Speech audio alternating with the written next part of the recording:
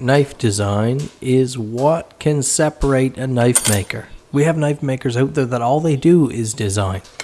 They might have spent a little time in the shop building knives for a while, but really what they do is design. And design is such an important part of this process. To be able to take something, bare materials, visualize what you want to create and accomplish that, that's a big step. You have to have some engineering or design sense in your brain to be able to do that. But today we're embarking on the build of a Scottish Dirk, or a Highland Dirk knife, it might have been called. But this is generally a 12+ inch knife that would have been worn by the Scottish folk as early as the 16th century, as I understand it.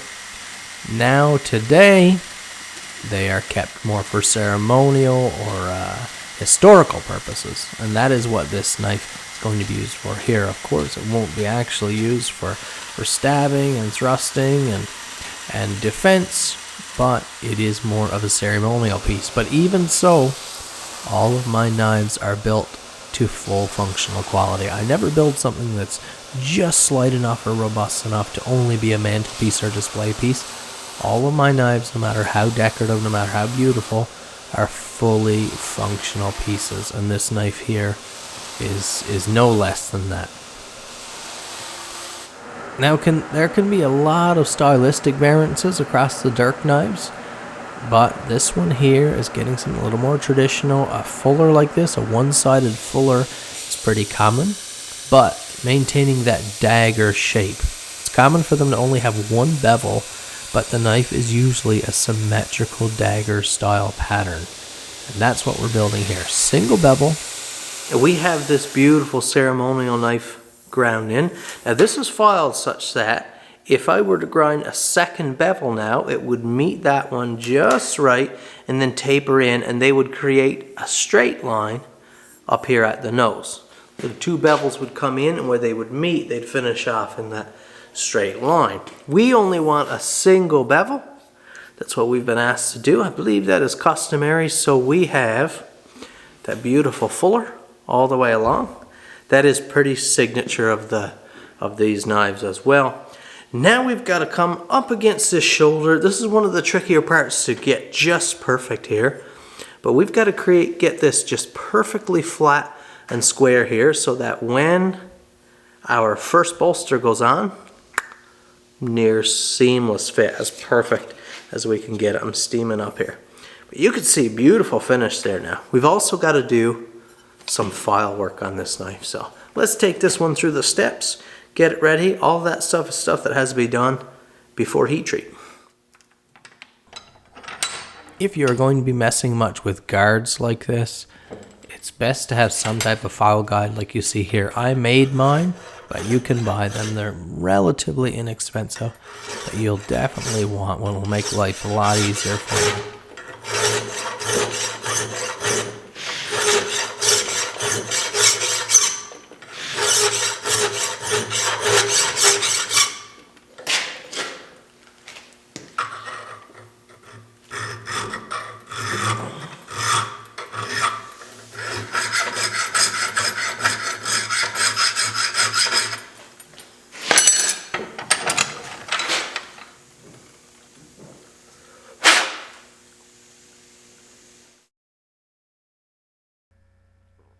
The Dirk is a very beautiful or decoratively beautiful knife, especially late models that are more ceremonial or historical relics. So they have a lot of beautiful design elements on the handles or on the blades. This knife is getting a filed tang, a decorative filed tang, and it's just going to really add to this piece. Wait until you see it at the end of this video.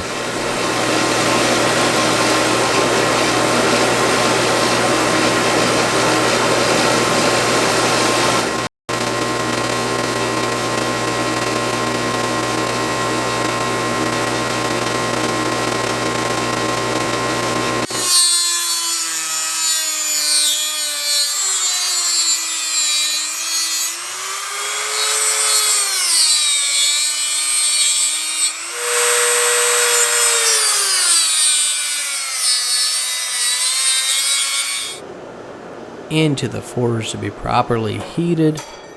oil quench. We're using an O1 carbon steel here, my favorite. Once it comes out of there, to be properly tempered so it won't be brittle, fragile. And then we have this right here. Look at that beautiful post heat treat finish there. Just beautiful. Of course, those lines in here will stay black. This perimeter here will be polished. I think, maybe not. Maybe we won't need to do that because this knife is getting, we're not flush grinding with the handle. So maybe this spine will stay forged finished as well. And just our edge will be sharpened up.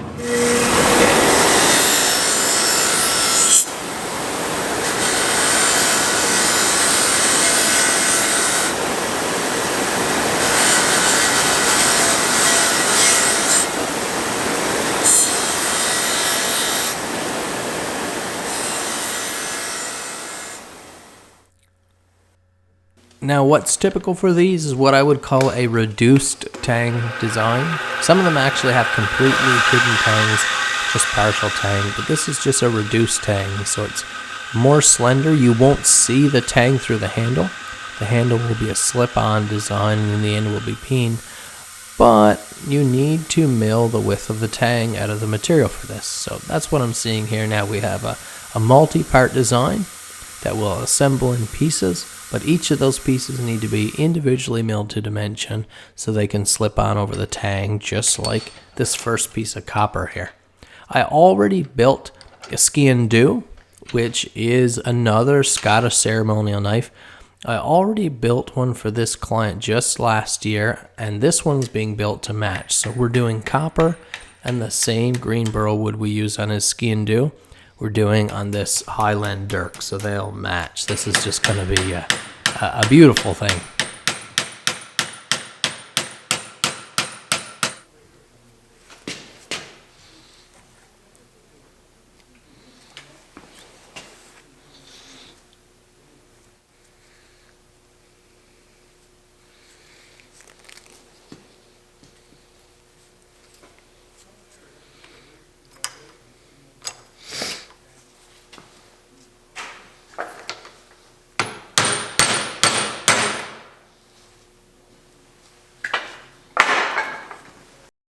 We have that Dirk all glued up, and look at that. Just a solid mass, quite heavy, quite back heavy at this point. But of course we're gonna remove a lot of material off of there. You might notice, got my voice gone a little bit this morning, but I'm just so excited. Because look what we have here. We have that gorgeous green burl, gonna be awesome. And then we did this copper inside, solid copper on the front and back. Of course, this is all going to be flush ground with a slight taper all the way around. Nice back end here. This is a peened end. You can see there here, this is peened, so this will be all sanded and polished over. This handle, it's going to be exquisite. And then with all of this blade, with that fuller, and remember we have that tang filing all the way down. Oh, this thing is going to be incredible. Let's get into the grinding room. We're going to take this thing, trim it down a little bit first. Because, if you didn't know, when you're grinding copper, copper gets very hot very quickly. And so you've got to manage that because you've got to join it up with epoxy and with wood here. And you don't want to just make this blue hot and start burning everything up and get black burn transition lines. This has to be done right. So if you can, just nicely cut off some slabs with a bandsaw first and save some of that grinding heat. Wise to do that.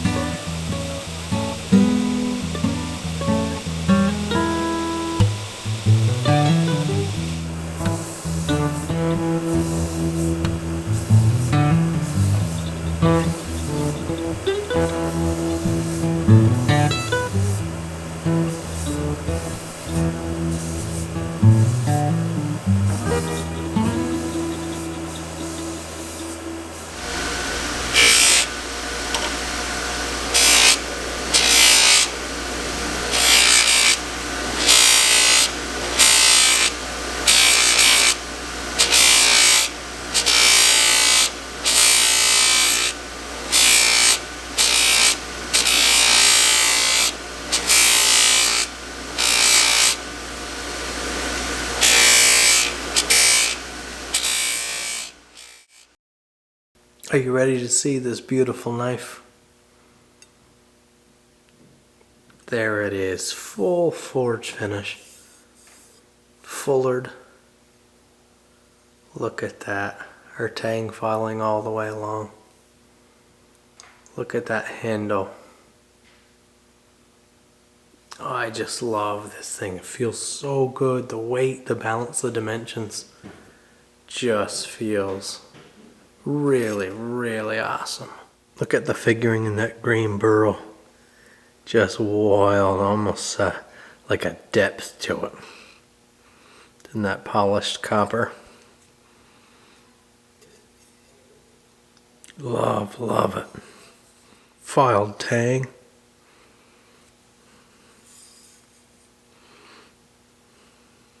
But that's it for this one, guys. Hit that like button. Subscribe to my channel if it's your first time here. Check out KyleNoseworthy.com for my production patterns.